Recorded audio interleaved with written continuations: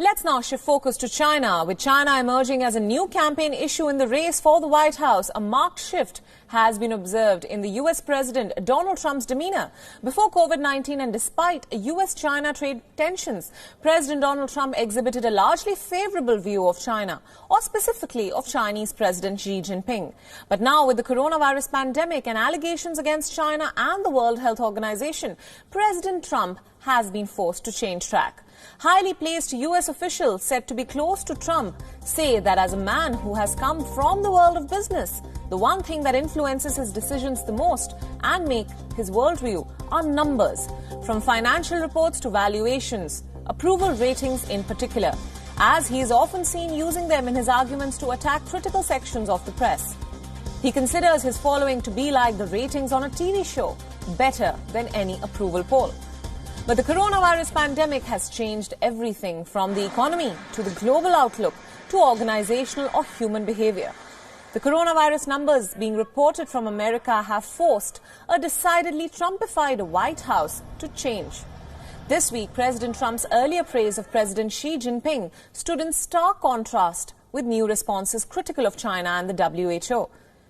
The U.S. president has also had to task various intelligence agencies to investigate the role of China in magnifying the coronavirus pandemic.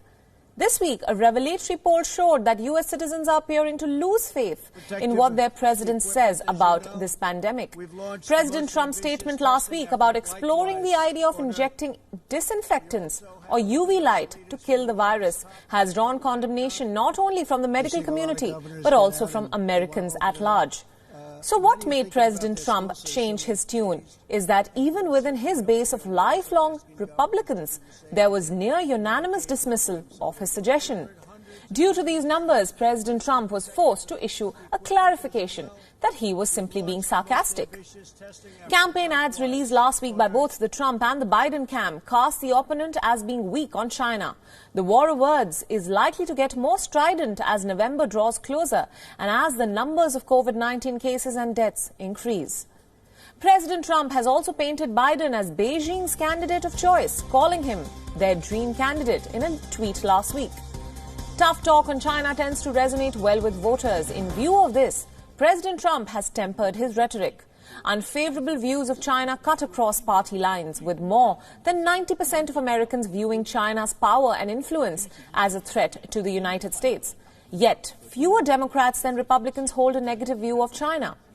62% to 72%, respectively, Republicans continue to be more wary of China than Democrats. Still, negative views of China increased slightly among Democrats this year, so partisans of both stripes are now largely negative towards the superpower. Older Americans, however, still take a more negative stance than the younger generations on most aspects of the U.S.-China relationship.